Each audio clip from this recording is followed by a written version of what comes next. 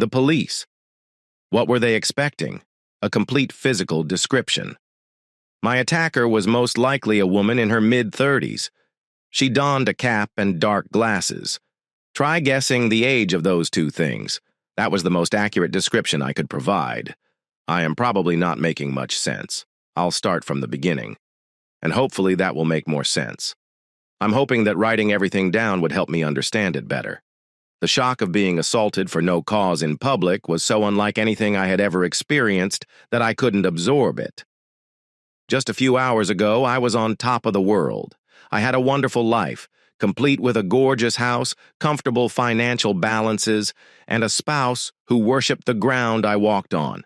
None of those were the reason I was delighted. I walked out of the office at the end of the Monday workday. That was for a less public reason. My husband was abroad on business for the week, and I had a date with my lover, John, just as soon as I could go home and prepare.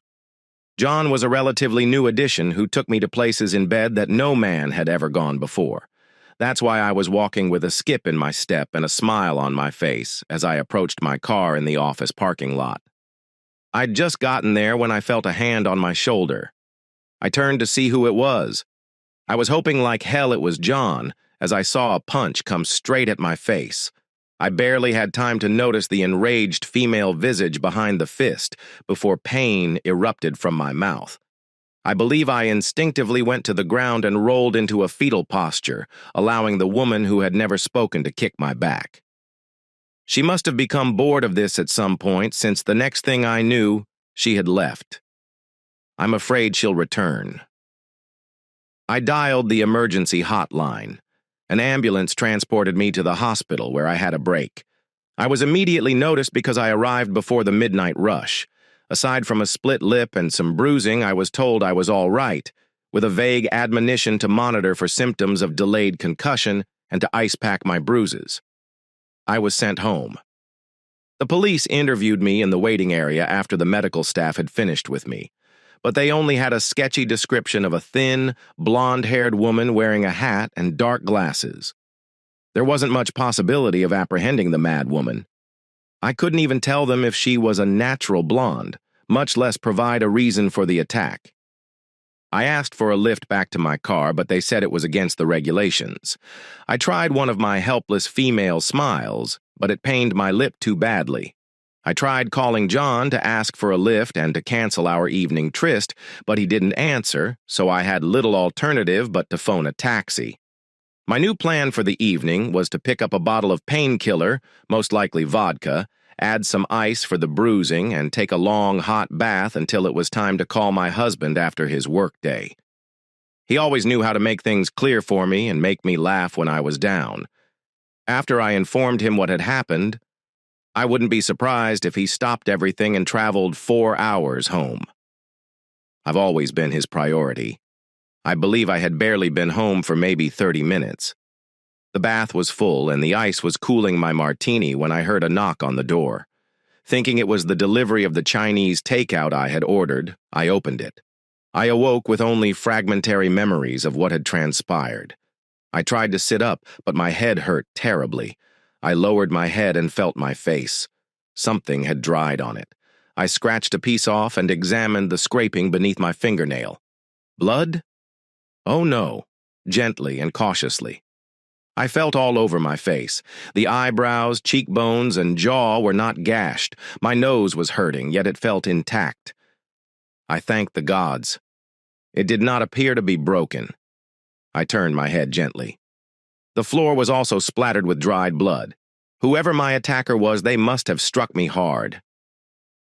I continued my explorations. The back of my head had a bump and felt bruised, most likely from where it hit the floor when I fell violently and lurched upright. My head protested. I slammed the door and staggered to the couch, nearly falling into it.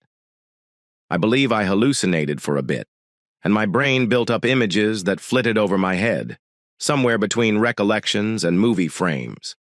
Definitely a female squat, with long black hair and somewhat thick eyebrows. A scarf obscured the rest of the face. That was all I saw, save for a wooden handle or bat heading directly at my eyes. I awoke puzzled as hell, still on the couch. The clock above the mantelpiece said that it was 4:25 a.m. My head felt like hell. Any movement felt like a bowling ball ringing around inside my head, banging against the sides. As I stumbled into the kitchen, I felt pain in my crotch. The woman, whatever she was, must have planted the boot in my groin based on the sensation. It had landed on my left labia and inner thigh. I took 2 painkillers and then dashed to the restroom. The bathroom mirror did not show a very beautiful sight. Whatever smacked me had simply missed my nose. But I did have a battered cheek and a black eye. Who the hell is that woman? What about the other one this afternoon? Sorry. Despite being a real estate agent, I didn't think I created any enemies yesterday. Certainly not one severe enough to belt me. What the hell was happening? I considered calling another ambulance, but decided against it. Yesterday afternoon, the doctor advised us to keep an eye out for a delayed concussion for 8 hours. It had already been longer since I was hit for the second time. I even considered calling the police, but ultimately decided against it. Our front door was not visible from outside the property, and I had much less to give them than the last time. Still, a single woman randomly attacking me was one thing. 2 were simply strange. Despite the late hour, I decided to call Dave. He would know what to do. Oh, hell. Dave, what would he have thought if he had tried to call me last night as he usually did? And I did not respond. He'd have called my mobile and the house phone and then asked where I was. I hope he didn't believe I was slipping out of the house when he wasn't there. I had always been extremely discreet about my affairs. Isn't it ironic if a false clue revealed my identity? Picking up my phone, I checked to see how many missed calls I had received from my spouse. Odd. There were none. I picked up the home phone and phoned the number for recent activity. The last unanswered call was made 3 days ago. What's going on? I couldn't recall the last time. Dave hadn't spoken to me while he was abroad. In reality, as part of my security plan, I usually called him on his hotel phone, citing the purported risks of excessive cell phone use before going to see my beloved at a motel or, on rare occasions, inviting him around here. That reminded me that I had called John from my cell the previous afternoon, but hadn't yet removed the record. I wasn't naive enough to keep his phone number, and there was no trail, so there was no evidence. Some of the photos on it should never have been seen. However, they were just stored on my phone, and they were hidden there. I'd also ensured that it wasn't locked with a standard password or one of those pattern things. Just my fingerprint and a massively safe password. Dave believes it is a job necessity not to divulge my password. On rare occasions, he needed to use my phone. I unlocked it for him and never let any of them leave my sight. I believed it was safer to keep them on my phone, which I could safeguard, rather than any other type of media that could be discovered. I removed the call I had made to John, left a message in his message bank, and noted that he had not answered my previous call. It was strange that Dave hadn't rung. Despite the early hour, I called him. I truly needed to hear his soothing voice. It went directly to message bank, which was weird. Maybe he misplaced his charger and his battery had gone flat or something. This would not be the first time. It was almost 5 o'clock in the morning, and I had a 9 a.m. appointment. Showing. There was no way I could show up dressed like that, so I used more makeup than usual to cover it up. After all, I had a lot of options. I should probably explain that. You see, during high school, I had been the plain one. You have all met her. The one who watched from the sidelines while all of the boys she thought were worth pursuing snubbed her in favor of the sporty, popular early developer girls. I'd taken pride in not being like some of the other plain ones, despite the fact that they had misled everyone into believing that their perceived sexual popularity was a sign of success. As a result, when I graduated from high school at 16, I was still a virgin. My parents were not very ambitious for me, and they happily supported me in taking a succession of night courses for this or that administrative degree while I worked as a waitress in my spare time. I literally lost my virginity, to what I later recognized as brilliant. I recognized this when, the next morning, after a brief, unpleasant moment of intimacy in his hotel room, he asked me to leave. I chalked it up to experience and assumed the episode had made me an expert at picking, but it did not. My subsequent 2 liaisons ended similarly disastrously. The one following that was with a man who had less experience than me. I dropped him after the first night. That's how I lived my life till I was 20. That is when Dave re-entered my life. Dave was a year ahead of me in school and looked like the male version of me. He was tall and slim, but nothing else struck my eye. We started conversing at the restaurant where I worked, where he had bought some clients' lunch. After our first interaction, I recognized he was a man with a defined career goal and the resolve to achieve it. I accepted an invitation to a date. The rest, as they say, is history. I slept with him around 2 weeks into our relationship, and it was clear that we were both inexperienced, which made it difficult. However, we were both eager to learn and used each other to accomplish just that. If I had to describe my life in the 12 months leading up to my 21st birthday, I would have said that I was content. I had a guy who was clearly on his way up and who adored me. We were never invited to the high-end social scene, but neither of us considered it important. We had moved into an apartment together, and I was taking a realtor's course paid for by Dave when my pivotal coming-of-age birthday arrived. Dave was celebrating his first big bonus check by spending some of it on me. There was my own car, a coupon for 2 days with my own personal beauty expert, and a larger diamond engagement ring than I had ever imagined myself wearing. I replied yes at the correct time, drove the automobile, and waited on the coupon. Oh, how I wish I had simply ripped the blasted thing up. That way, I might have a husband who hasn't turned off his phone and hasn't damaged his face. Dave reminded me of the coupon multiple times, but I poured myself into planning a simple wedding. Neither of us has a large group of friends. Finally, I decided to treat myself to a little pampering to help me relax before the big day. That's when I discovered what the voucher was actually for. It took me 2 days with Caroline. She was a beautiful 30-something woman. I'm not sure what qualifications she had, but she had a great sense for showcasing womanhood. Our first stop was at a hair salon, where I was forced to undergo a substantial renovation, and I must admit that I was concerned about the outcome. The remainder of the first day was spent shopping. Caroline led me past my typical favorite clothing stores to the more upscale edge of town. By early afternoon, Caroline had used my phone to persuade Dave to perform CPR on my credit card.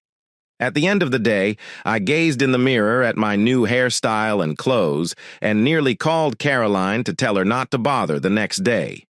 The hair and clothes belonged to someone who was lovely. Oh, why didn't I? The next day, we were at the salon at 8 a.m. I was pampered with a pedicure, manicure, facial, and scalp massage. Then I was introduced to Colin. Colin was exuberant and enthusiastic, with a bigger-than-life personality. If you believed him, he had previously worked as a cosmetic attendant for several well-known celebrities. He and Caroline spent the next 2 hours painting, sculpting, trimming, and highlighting my face, as well as doing multiple erasures. I wasn't permitted to look at myself in the mirror until they both proclaimed me flawless. When I stood and saw my reflection, I took an unintentional step backwards. That's when Caroline's true intellect was shown. The clothes and hairdo that seemed out of place the day before suddenly framed a face that I must agree was lovely. I could not believe it. The shift was breathtaking. Caroline dragged me away from admiring my own mirror for a 2-hour cram session with Colin about how he had exposed the natural masterpiece that was me. I thanked him and Caroline gratefully for this life-changing experience. If I had understood how that would affect me, I might have committed murder right then. When I arrived home, Dave did a hilarious double-take but immediately recovered, informing me that the entire process had merely exposed the me he had seen from the beginning. That was the wildest night we'd ever had in bed, and 3 days later we got married. The reception and honeymoon were hectic and perplexing for me, dude. Good-looking men who had previously ignored me were suddenly jostling for the opportunity to dance with me. I accepted their offer whenever Dave did not object. He was the first to say that, despite all the attention, dancing was not his favorite activity. The fact that the game had altered had yet to sink in with me. That revelation occurred with the delivery of the wedding photograph book. I could see that I was extremely gorgeous, and for the first time, I felt as if I'd married someone beneath me. The fact was evident when you saw us standing together in the various staged scenarios. I guess deep down, I still feel that way, which is neither logical nor fair. What had I accomplished in the 5 years since my marriage compared to Dave? He had started his own firm from scratch and was on his way to becoming a millionaire. Regardless of the uneven scorecard, I'd leveraged my attractiveness to become a lousy real estate seller. I felt superior for 5 years, and the months following the revelation of my true nature were like a rebirth. I had become popular, admired, entitled, and within 6 months, an adulterous wife. It would have been incredibly difficult to never succumb to temptation. All of a sudden, my mind was still convinced that it was being carried around by a 5-star body being hit on by 9-star men. It wasn't until I woke up with the 3rd such man that I realized they were merely better-looking replicas of the guy who had taken my virginity. From that point forward, I was fully in control of my romantic relationships. So, with my injured face, I prepared to apply a good layer of concealer and foundation. I feel sorry for myself. I tried Dave's phone around every 15 minutes and had no luck. It took an hour and a half of layering until I got everything buried to my liking. I had no luck raising my spouse or explaining the strange behavior of the 2 women. I made myself a coffee and drank it, feeling more alone than I have in years. I'd never made female friends easily, and Dave didn't respond. I was isolated in my darkest hour, with an hour to spare. I texted John to contact me when he was free, then watched some mindless television until it was time to go for work. I carried my laptop bag and the expensive briefcase Dave had purchased me last year to my car in the detached garage. I put them in the back seat and slammed the door before turning toward the driver's door. I do not know where she came from. All I know is that she was standing directly in front of me as I turned from my car's back door. I can only suppose she was hiding along the garage wall, outside, or somewhere else when I first returned. Everything happened so rapidly that it was difficult to remember until it was over. I remember collapsing to the ground and feeling a foot stamp on my arms and hands, which I had automatically raised to shield my face. The blows eventually stopped, and I dashed for the front door again. The severity of the attack was unexpected, and my face stung. I rested briefly against the locked door before crawling to the basement bathroom. The mirror revealed 3 long scratches down my left face and 2 on the right, clearly inflicted by raking fingernails. My right hand and forearm were uncomfortable, but fortunately nothing was damaged. I called the cops again, then Dave and John, while I waited for them to arrive. Neither responded. I felt really alone. It's just after 9. The office called to inquire why I had stood up to the client, and they were only mildly relieved when I informed them I had been attacked, working for a real estate company. They definitely felt I was lying or exaggerated the severity of my facial injuries. As I expected, the police were of little use. In fact, after a murder and 2 armed robberies only yesterday, I had the strong sensation that I was wasting their time with imprecise descriptions of a woman of ordinary height with either red or auburn hair, which may be natural or dyed. It was difficult to tell as much of it was buried under a baseball cap. They interviewed a couple of neighbors for appearance's sake before leaving and asked whether I needed an ambulance. No, I did not require an ambulance. I needed my spouse to answer the phone so I could be comforted by his wonderful voice. For my complete perplexity, I shut the door on the officers and walked into the lounge, yelling at the photo of Dave and me resting on the mantelpiece ledge. "You'll bring your phone charger next time, David, even if I have to pack it for you personally." Being attacked by one random woman wasn't that odd. 2 was statistically implausible, but 3 was practically impossible. So it was time to think hard about why I'd made so many enemies that I couldn't shake. This time, no amount of makeup could conceal the scratches. Worse, I had to remove the previously applied creams with makeup remover pads before applying disinfection to my new scratches. There's no telling what germs were under the psycho's fingernails. The pads burned like mad, and the disinfectant felt like I had poured gasoline on my flesh. The process was made even more difficult by the fact that my right hand was starting to seize up from the bruises.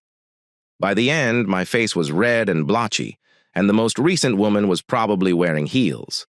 My hands and forearms were bruised in different shapes. I called Dave's phone again, desperate to hear his voice, but it went straight to the message bank. I then kicked myself. I can send him an email. He would undoubtedly hurry home once he had it. The problem was that my laptop was in my car. I lumbered down the steps like a 90-year-old granny. The bruises on my lower back, legs, and groin were also seizing up, but when I tried to turn the deadbolt on the front door, I couldn't. There were bad things waiting out there. I berated myself for being cowardly. All those realtor seminars were finally put to use. I gave myself a positive talk. What inspired the beatings was a mystery to me. But obviously, after 3 women vented their rage on me for whatever reason, they were done. Probably a mistaken identity, now that I think about it. I began to approach things logically from the front door side of the house. I could see the door to the garage, but not inside or beyond the far wall. However, if I went out the back door, I could sneak around and approach the garage from an unexpected angle, catching anyone hiding in wait. I shuffled from room to room, gazing out the windows and figuring out how to get to the garage. The issue was that there were a few blind spots where someone could be waiting, and the rear yard was extremely secluded. If someone approached me there, they would not be noticed and could do whatever they wanted to me with no witnesses. I wasn't in shape to defend myself, let alone fight back. I was contemplating all of this when my phone rang. Dave, at last. I ran towards it, ignoring the protests of my wounded and broken limbs. I was disappointed. It was not Dave. It was my office. They'd successfully placated the client. I stood up and arranged to meet them at the property in 30 minutes. My justifications for being injured were unheard. During these difficult times, they were operating on a tight budget. And if I couldn't take it, they told me. And there are no ambiguous terms. They could find a successor. But who could? Bastards. That still left me with the issue of getting to my car safely. A light bulb went off in my aching mind. I would call a taxi. I gave them very clear directions to park in the middle of the driveway, where I could see them from the house. Someone could still be hidden behind the garage or the hedge at the property line. But, with the taxi driver as a witness, I'd be safe while waiting for the cab. I did everything I could for my face, which wasn't much. The honking of the cab horn 10 minutes later prompted me to do a final visual check outdoors, followed by an awkward rush to the cab for safety. I didn't truly relax until we were a block from the house. The driver was a woman, which put me on edge, but after asking for my destination, she lost interest in me, and 15 minutes later, as we approached the target property, I realized I'd stuffed the keys inside my briefcase back home in the back seat of my car, which was still in the garage. If I told the cab to return, I'd be at least 25 minutes late for my appointment, and the client may become enraged at being stood up a second time and demand my resignation from the agency.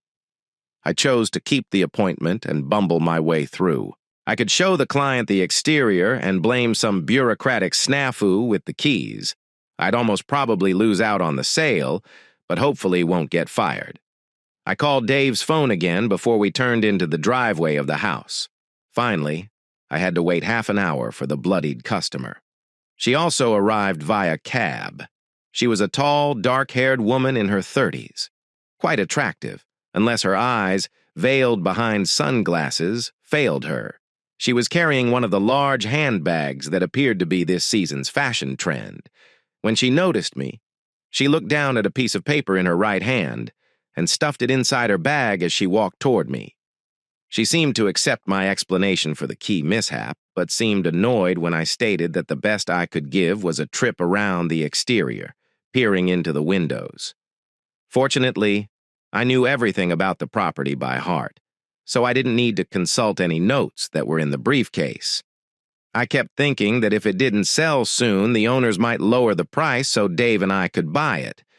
It was a wonderful leafy neighborhood filled with young urban professionals. Dave and I would fit right in. We got to the rear yard where I pointed out the spacious artist's studio separate from the main house. After I finished cataloging its amenities, I headed to the master bedroom window. Looking through a crack in the curtains to see how beautiful the view was, I heard an odd sound behind me. In retrospect, I'd describe it as a sneaky sound swinging around. I noticed the client was clutching one of those telescopic batons that you see promoted in women's magazines for personal defense. The client's expression had changed from attractive to twisted hatred. I believe she growled before swinging the baton at me with all her power, aimed directly at my skull. It ached excruciatingly as it struck my hurriedly raised forearms, and I heard a bone crack. And I believe so did the irate woman. She appeared to lose her fury, and she simply stood there and watched me scream as I lowered my arm and the pain hit. She must have had some leftover wrath, though, for she lashed out at the side of my head. I absorbed the most of the impact with my uninjured arm, but it still knocked me to the ground. The crazy woman must have fled, for when I awoke on the ground, she was gone, leaving me alone. She might have been gone, but the item that must have dropped out of her handbag as she took the baton out was not. It was the piece of paper I saw her putting in her luggage when she initially came. It lay on the ground, face up. It was probably an A5-sized photograph. It was a familiar scene, and one of my favorites. One which I had taken. One I had no idea how this crazy woman got a copy of. It was a selfie I took around 3 months ago. My phone was in my outstretched hand when I took the photo. Despite everything, I remained amazed. I had the foresight to click the button at the time, and the shot's framing was sheer serendipity. I was on my knees and elbows, back to the ceiling, peering past my face. Clearly in rapture, you could see John kneeling behind me with an animalistic grimace on his face. It was the perfect photo taken at the perfect moment, and it had caused me a lot of thrill since I remembered the dingy motel room we'd paid cash for on the day of the most magnificent event of my life. Mrs. John was the image the woman used to identify me, based on her wrath. I assumed I hadn't questioned John about his wife, just as we hadn't talked about Dave.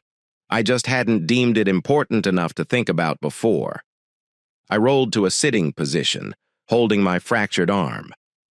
I did not have an internal discussion about whether to call an ambulance this time. No police, however, led to the disclosure of my affairs, which led to Dave discovering the truth, which led to a terrible outcome. While I limped to meet the ambulance at the front of the property, I couldn't help but wonder how John's lunatic baton-wielding wife had gotten hold of that photo. I had never shared that photo with anyone else on any other device. Not even John knew my phone had been hijacked. The same triage nurse from the hospital was about to contact the police, but I persuaded her out of it, convincing her that it was an accident. She glanced at my arm and the scratches on my face and didn't believe me, but she still respected my requests. After I vigorously shook my no when she merely asked her husband, they said my arm refused to admit me, neglected to alert Dave, and then packed me into a taxi with some high-duty painkillers. The taxi driver was kind enough to escort me to my front door. He even waited as I opened it, went in, and locked myself inside. Despite medical advice, I washed down the painkillers with a big, make that very large vodka, all the while making up a tale to convince my husband that I had left messages on his message bank following 3 of the episodes. He would be perplexed and concerned if he charged his phone and heard them. I tried calling him again and failed, then remembered my plan to send him an email. My laptop was still in the car, and it was dark by then, so there was no way I was going to risk another attack to get it. I then remembered our old desktop computer. We'd used it before we both had computers, and Dave occasionally used it to see something on a larger screen. Despite being mostly unused, it remained in the study. I switched it on and proceeded to refill my vodka. When I returned, the screen displayed the little spinning hourglass with the phrase "sinking" below it. What exactly are we synchronizing? It took some time for me to respond to a natural urge. You try undoing a side zipper on a pair of trousers while wearing one arm in a sling. When I returned to the study, the computer had finished synchronizing, and what it was synchronizing with was horrifyingly shown on the screen. Okay, it explains everything: who those nasty women were and why they treated me the way they did. That knowing was almost soothing after the total chaos of the preceding 24 hours. However, the screensaver on our old home computer explained much more than that. It explained why, for the first time in years, my husband had not called me while he was gone on business, and why he was not answering his phone, why he might not call me again. How? I'd been an arrogant lady who most likely ruined the rest of my life. I barely made it to the bathroom before brutally puking. I caressed the painful left side of my face, then felt the livid bruise and scratches on the right before exiting the bathroom to switch off the monitor, which was showing the horrible, sad photographs, while the screensaver on the computer I rarely used was showing the contents of my phone. More specifically, the photographs on it. They were suddenly flashing on the computer screen, changing every 10 seconds or so, photos of residences or specific interior aspects interspersed with far more graphic ones. I recall a few weeks back when my boss hired a tech company to upgrade our phones. I kept a close eye on the technician as he worked on mine. It was clear to me now that at least one of the changes he'd made had resulted in the images I'd carefully hidden on it being broadcast to the desktop, along with the rest of my photo folder. Could they have been seen by the old desktop? Oh no. Dave's laptop was significantly more modern than the old home computer. I had a sense of dread as I pictured Dave staring at the 100 or so prize images. Photos are intended for my viewing pleasure, only photographs of me and other men in various poses. Could I envision David cropping the ones with my lovers' faces and printing them, then taking them to my office and comparing faces to names on their files with our receptionist, who had always had a soft spot for him? Unfortunately, I can. Names lead to addresses and wives who viewed uncropped photos. Wives who, in my situation, caused fractured bones and bruises. Following another unanswered call to my husband's phone, I struggled slowly upstairs and looked through his clothing closet. What I witnessed just worsened my sadness. Then I had to deal with the terrible photographs on the old PC screensaver. I turned the monitor back on and signed into our online bank's website. I noticed some small numbers where there should have been larger ones. I lowered my chin to my chest. I realized I had become a spoiled, deceitful, and entitled cheating woman. Hit me. The hit was as terrible as all of my previous bodily hurts combined. Not only do I believe that I deserve to treat myself to men who appear to be in my league, but I do so in such a flippant manner. Being in both commercial and residential real estate, there was never a shortage of male clients to select from, and in the early days I made sure to be quite cautious with my lovers. Back then, I had a severe rule against taking photos, movies, or leaving any kind of trail. Oh, I made some blunders along the road.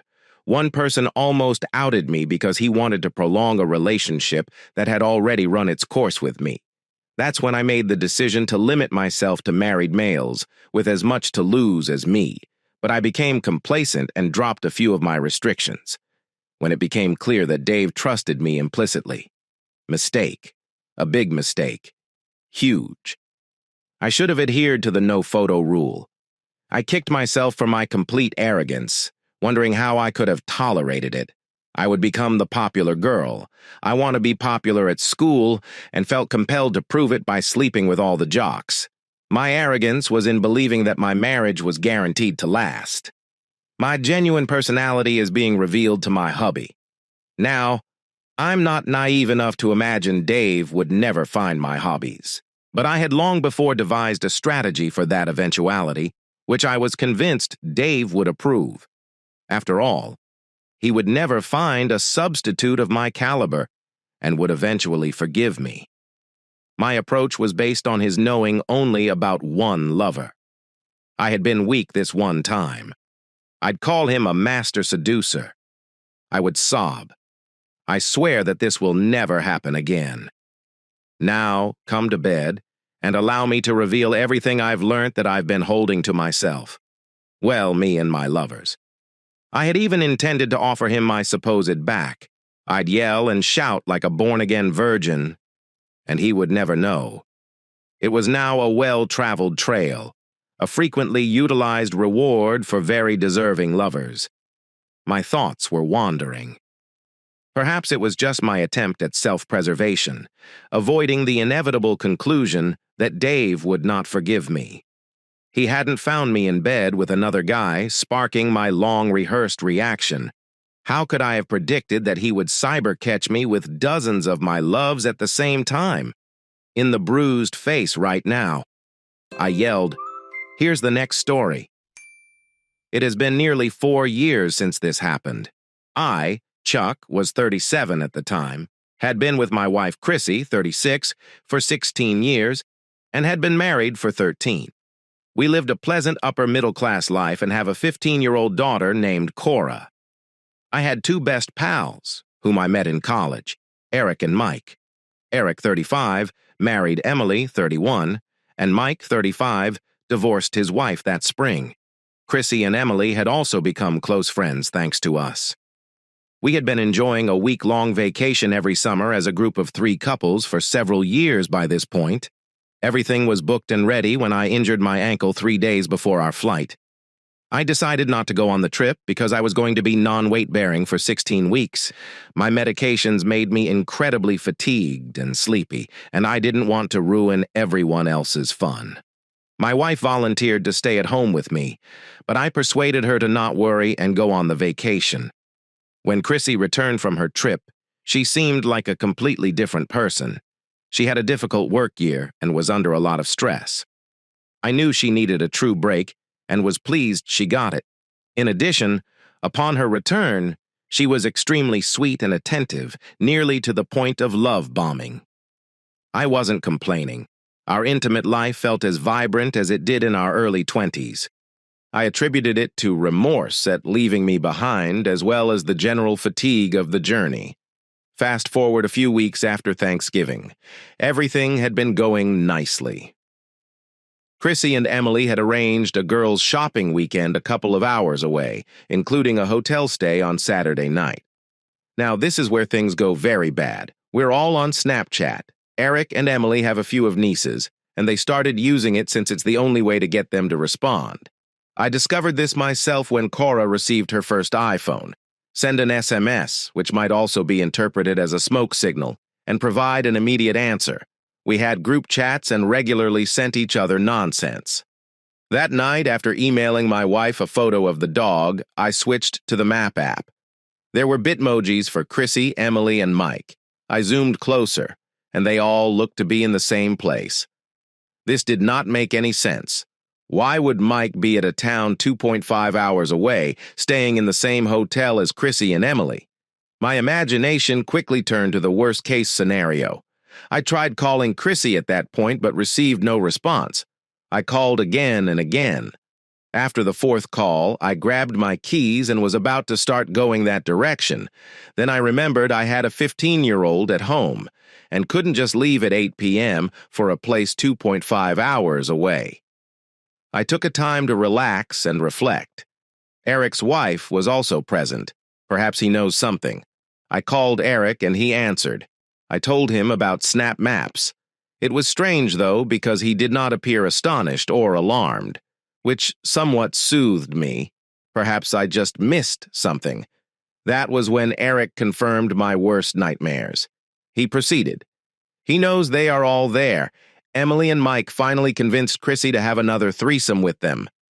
A further addition? WTF? I felt the room spin at that point. My heart plummeted to my feet. After a few moments, I snapped and told Eric, "You better tell me everything right now." Eric, sounding despondent, replied, "I will." It began with a vacation in July. After subtracting the travel days at the beginning and end of the journey, the trip lasted around 5 days. The first day at the Airbnb was mostly spent relaxing by the pool. It wasn't until the second day that things began to happen. I was aware that a full outing had been scheduled for that day. Mike and Chrissy coupled off naturally without their wives, given that they were with a married couple. It all seemed innocent and pleasant. However, Eric noticed that they seemed to become more comfortable with each other as the day progressed. That night was spent drinking heavily before returning to the B&B for dinner. The drinking continued throughout dinner and thereafter.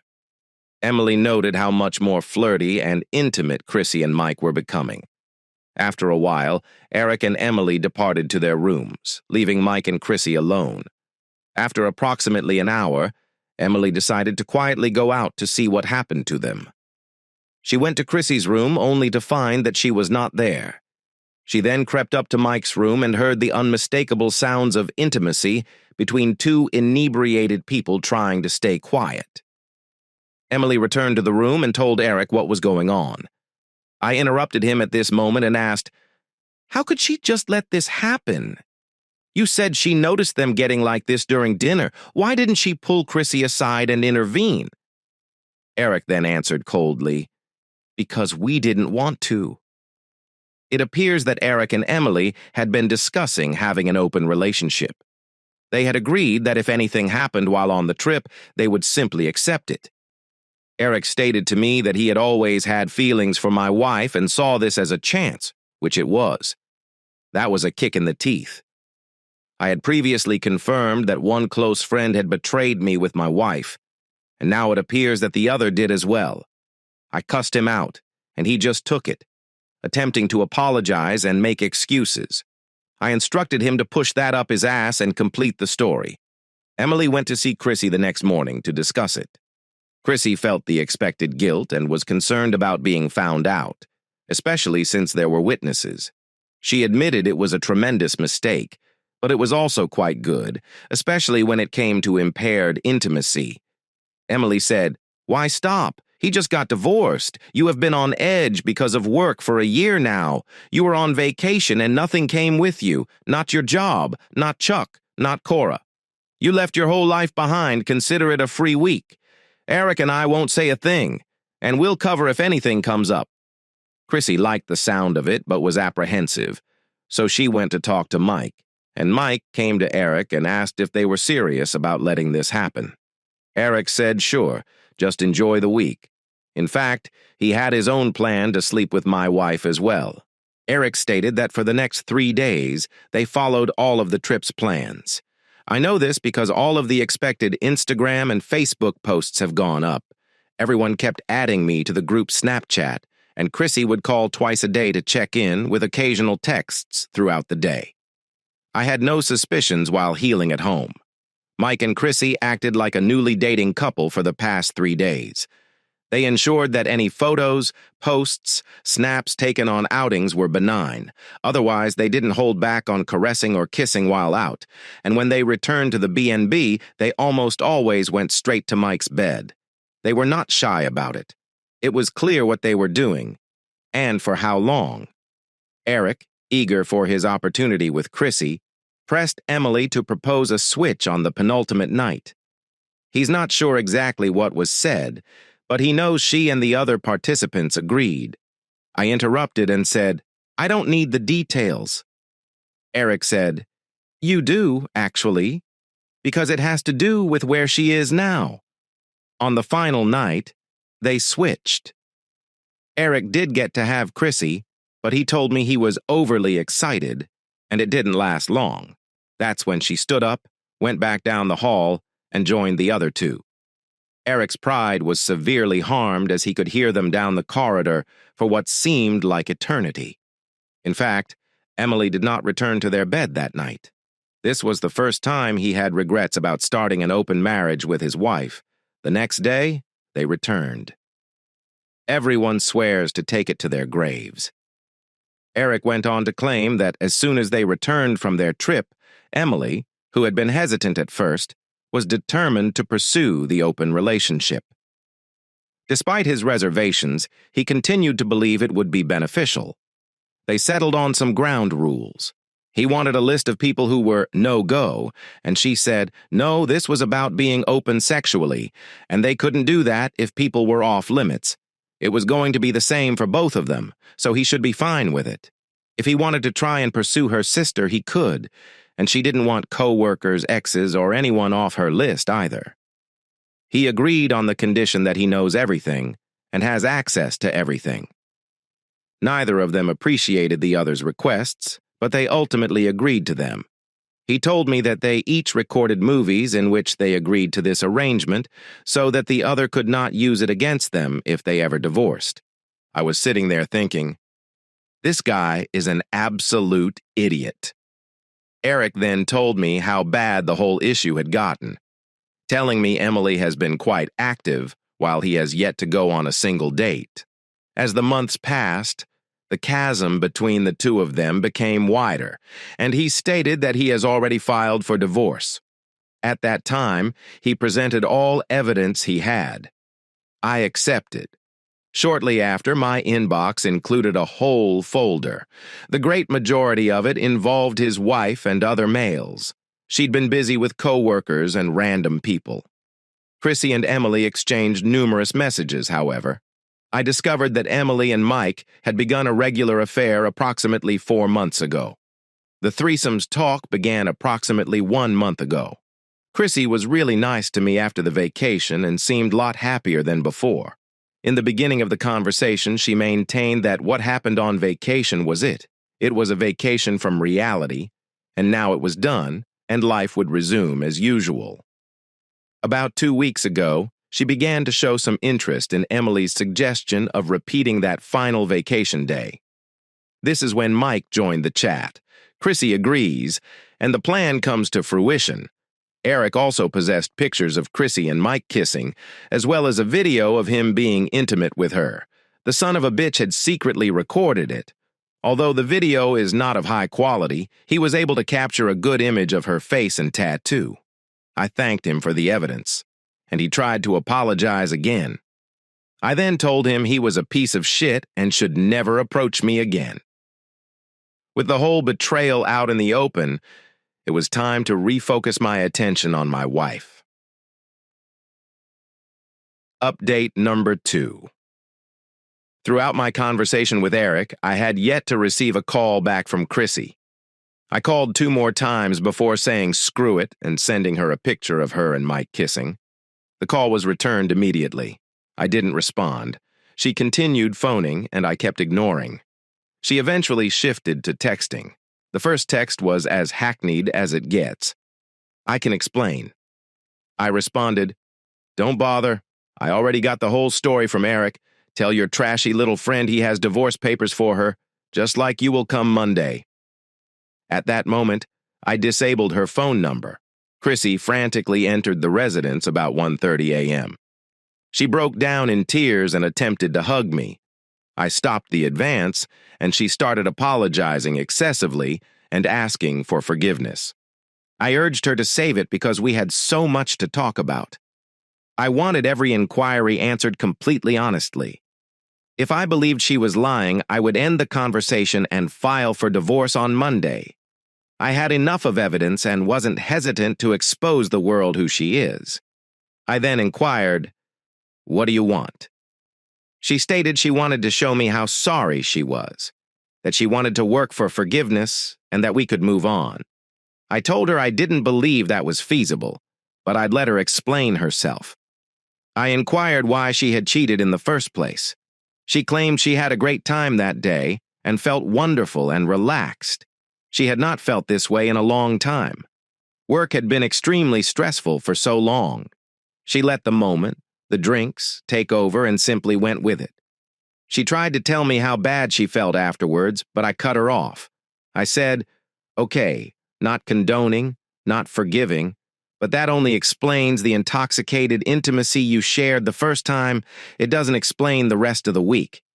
You weren't drunk when you were with him multiple times a day for the rest of the trip. You probably weren't too drunk when you were with Eric and then were intimate with others afterward. She looked at me with tears and said, "When in Rome." I replied, "Are you kidding me?" "That's it." She started again. "Well, let's be real. I inquired whether she was unhappy, weary of me, or if I no longer did it for her. She said no, I love you, I'm happy, all the usual nonsense, that we had a good marriage, she just wanted to feel crazy and excited. We had become fairly routine, and this encounter was thrilling. Her intention had been to share this level of intimacy with me, but when I didn't go, she thought, that's out. But when it became accessible, she let herself to be seized by the moment. I asked about the exchanging. She stated that was a huge mistake. Emily had mentioned it to her on the last full day, along with their plans to try and open. Emily claimed it's perfect since she's not giving up Chuck, only Mike. She confessed to being intrigued about Eric. Mostly, she felt obligated. If they were going to cover, this was a form of retaliation, as well as a method for them to profit from the secret. I inquired about this weekend. I questioned why she agreed to it if she was so contrite for betraying me the first time. Chrissy stated that she never planned to cross the line again and promised to make the best of our relationship moving ahead. I cringe at the thought of the months after the vacation. She'd been conversing to Emily as usual, and Emily appeared to be having a great time now that she was open. Chrissy confesses to feeling a little jealous. Emily had dated a few men, and Chrissy was living vicariously via her. When Emily began her affair with Mike, she realized what she was losing out on and became very envious. For the record, Mike had a reputation at college as a ladies' man, and if I'm being honest, he was the most attractive of the three of us. He had managed to stay in the best shape as he grew older, and this had only improved after his divorce. Chrissy stated that when the threesome was offered, she tried hard not to be taken in. But as the weeks passed, she found herself only thinking about it. She admitted she caved since the impromptu one had been so nice, and she honestly thought she could get away with it. At that time, she questioned how I found it out, and I declined to answer. I asked if she needed anything else, and she responded no. She simply wanted a chance to earn trust, forgiveness, and reconciliation. I told her I didn't believe it. After 16 years of faithfulness, I became a total porn star with two of my best friends for a week. She swore and offered her phone, laptop, old phones, and old email addresses. I answered, "No, I don't need all that because it doesn't matter. You've done enough that I know about already. I am hurt, betrayed, and can't stand to look at you. I am done, and I'm filing for divorce tomorrow." Chrissy was still at home when I got up on Monday morning. She was usually on her way to work but had taken the day off, assuming I had done the same. Cora's love bombing began after she left for school. I told her I didn't care. I'd seen it all before. She mentioned that she had a proposal for me. All access to her, all of her belongings, all of the time, marriage counseling. She would go to individual counseling, cut off Emily, Mike, and anybody else I wanted permanently, and she would be an open book for any queries. I explained that those are simple things you do when trying to reconcile. I do not want to be a home warden, nor do I want to reconcile. She begged and pleaded with me to wait a week, and if I still felt the same way on Monday, she would sign regardless. I looked at her and said, "You swear to that? If I wait a week, we will have a totally uncontested divorce, no dragging it out at all?" She swore. I agreed to the 1-week trial because it seemed worth the risk. If she merely signed and agreed, we'd save both time and money. If she was lying and still fighting the divorce, it was simply one awkward, miserable week for me to lose. She remained in love with Baum and frequently tried to initiate intimacy. I rejected these customary efforts and told her on Thursday night that I was not moved in any way and would still file on Monday. She broke down and ran into the guest room until the following morning. Friday after work, I could see she was thinking about something. I didn't care. I was literally counting the hours till I could be free of her. The love bombing was failing, and I was becoming irritated by her obsessive efforts. She stated she feared we couldn't go on because of the imbalance her infidelity had created. I wasn't sure if she was implying what I assumed she was, but she was.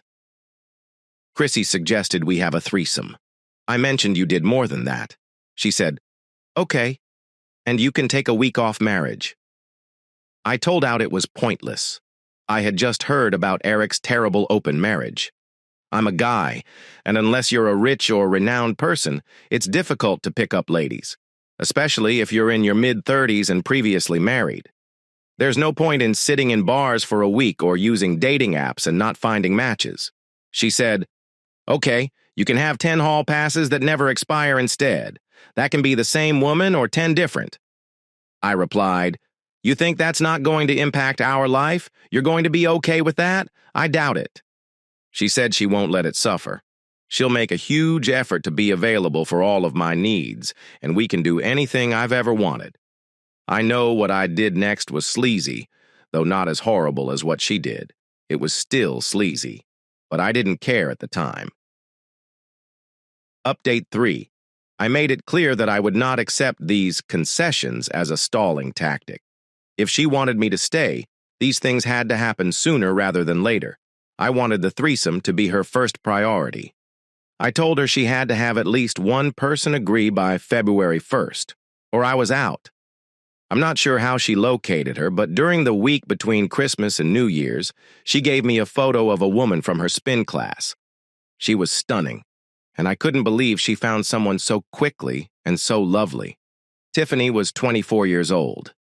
Her and Chrissy had been conversing at spin for months, but it was nothing more than casual small talk. When I inquired how, Chrissy simply said that she had her own ways. I assumed she offered her money.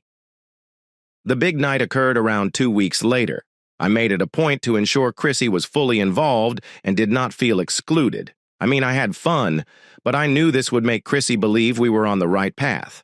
I wasn't mistaken. She informed me that she just did this to win me back, but that the entire experience was great. Prior to that, I had been cashing in on her obligation to be aggressively sexual with me. After the threesome, it no longer felt like she was simply fulfilling an obligation. She appeared pleased to be with me and do new things. However, I believe she hoped that I would forsake the hall passes. I started utilizing the hall passes in mid-February. There was a 27-year-old restaurant manager, Sabrina, near my workplace. I had visited there frequently and always thought she was flirtatious with me. I asked her out. I told her I was 2 months into my divorce process, which was false. I claimed we were still living in the same house, but I had relocated into the basement, which was also false. Sabrina appeared hesitant but accepted to the date. Later, when I asked her what made her agree knowing my situation, she said she noticed the first time I came in without my wedding ring. I took it off after I caught my wife, and because my tan line was fading by the time I asked her, she assumed I wasn't just taking it off to meet women, but not wearing it at all. Throughout this, Chrissy insisted that we begin marriage counseling. I remained certain that I was not interested in doing that until I had used all of my passes. By April, I had visited Sabrina 7 times. That severely hurt Chrissy, and while I regret doing it now, I felt justified at the moment. As my passes ran out, I realized I was becoming increasingly interested in pursuing something official with Sabrina. I thought it was time to quit pretending to reconcile, and I believe I had hurt Chrissy enough. I still feel guilty about this now. When I told her it didn't work and that I still wanted to split, she didn't argue. She looked depressed and appeared defeated, but she didn't fight it. I got a little two-bedroom house and left Chrissy at our family home. When I sat Cora down to tell her we were getting divorced, I told her the truth.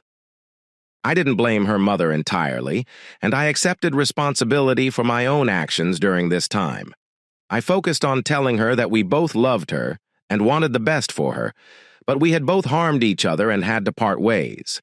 We agreed that 50-50 custody was preferable, so she switched between being at each other's homes every week. It took until October for the divorce to become final. I dated Sabrina the whole time. Cora and she got along well, and I was glad Cora didn't regard her as the other woman or anything. They never gave off a step-parent sense, but we are friendly in the same manner that a child interacts with their parents' friends. My connection with Sabrina lasted approximately 2 years. It ended because I do not want to marry again or have more children. Chrissy has been dating sporadically over the last few years, with one guy for roughly 11 months. Then something strange occurred this past spring. We've co-parented very well throughout this. The one thing we both wanted was to be present for our daughter.